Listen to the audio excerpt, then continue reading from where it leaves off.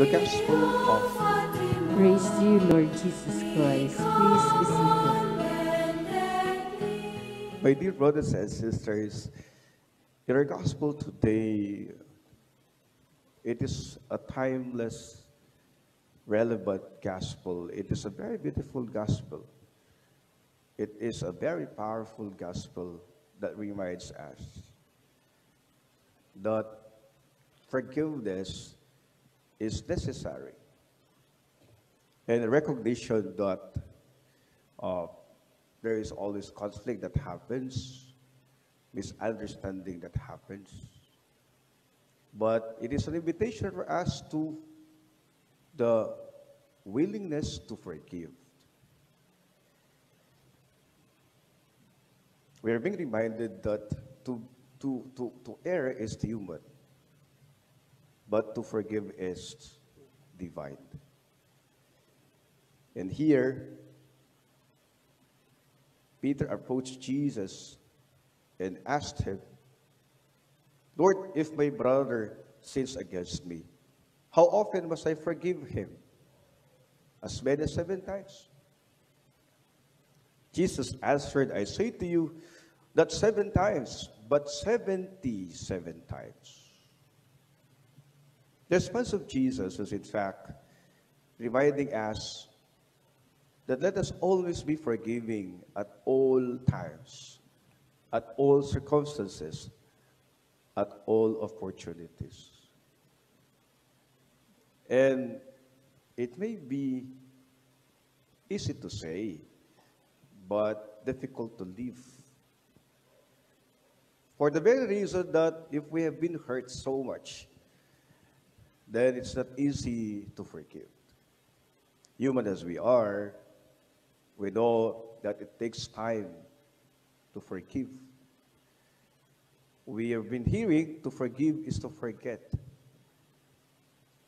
in which we may be saying yes, but not totally, because we know that memory will always be a part of our human history, that we cannot totally forget what had happened. But if we have to look at this invitation of forgiveness and forgetfulness, this in fact will help us to move on and help us also to give ourselves a sense of reward, that let us not hold on to grudges, let us not hold on to hurts, let us not hold on to something that destroys us.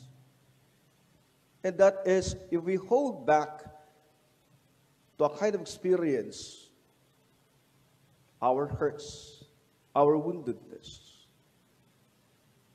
it will not help us to fully grow personally and maturely. It impedes our growth of our self-realization, of our self-actualization, because hurting destroys us. It's the only forgiving that will lead us to a kind of wholeness, and most especially the optimal self-growth and realization. Napakahirap po kung hindi po natin alam magpatawad sa ating mga nagkasala po sa atin. Napakahirap po kung hindi po natin kayang patawarin. At lalong-lalong na patawarin ang nakaraan, ang mga tao, and most especially, I think, the most difficult is that we cannot forgive ourselves.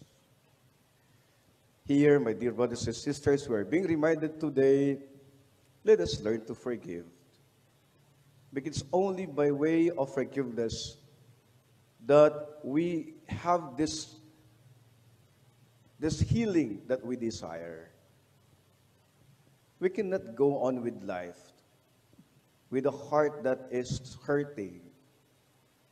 We cannot go on with life if we cannot forgive. That is why first, we need to forgive and ask God's grace.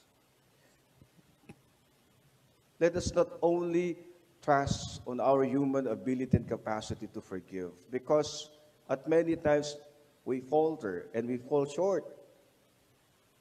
Pag nangingibabaw po ang ating damdamin bilang isang tao, nangingibabaw po ang ating galit at sama ng loob.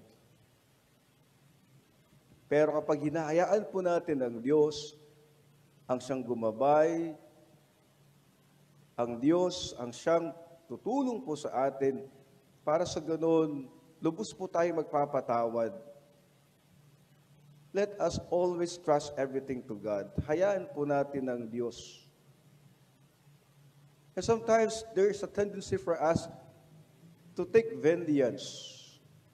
We would like to be vindicated. But God says, vengeance is mine, not yours. In which we know, my dear brothers and sisters, matuto po tayong magpatawad dahil ito po ang kailangan. Ang daan ng kagalingan at pagkabuo ng ating pagkatao, the way to healing and to make us again complete is no other than healing and forgiveness. My dear brothers and sisters, let us always remember that healing, forgiveness heals. Nakakagaling ang pagpapatawad. At lalong-lalo na, mga kapatid, lagi po nating iisipin na wala namang mawawala sa atin kapag tayo po'y matutong magpatawad. Amen.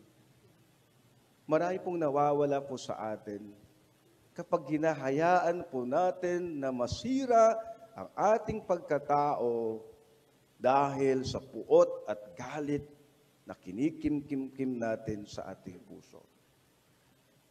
Maraming kwento ng buhay dahil sa kanilang galit, puot at sama ng loob, they have lost a lot of opportunities. We don't really grow fully because it impedes, it blocks ang pumipigil sa atin, sa ating pagkatao, so that we fully realize of who we are, is because there is so much hatred in our heart.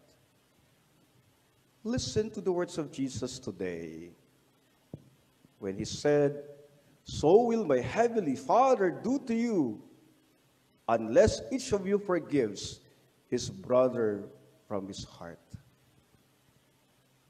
Let us learn to forgive from our heart. When we forgive from our heart, we don't hold back, but totally we entrust the process to the Lord. Pinagkakatiwala po natin ang lahat sa Diyos. Marahil kapatid, sasabihin po natin, napakadaling sabihin, pero napakahirap gawin. But remember, let us be gentle with our life, with ourselves. Give the love that it deserves, and that is by forgiving. Huwag mong pahirapin ang sarili mo. Bagkus, hayaan mo muli ang iyong pusong magmahal, magtiwala, at higit sa lahat, humingi ng kapatawaran at tumanggap ng kapatawaran. My dear brothers and sisters, if we forgive, we are giving ourselves a chance again to fully realize of who we are. Let us not stop. Let us not allow to destroy ourselves because of this hatred and so much hurt and woundedness. In fact, this is an invitation, a powerful gospel today, which is the only way to self-realization in its fullest, and the only way to a genuine healing is by way of forgiveness. Lagi po natin iisipin, forgiveness heals. Amen. Please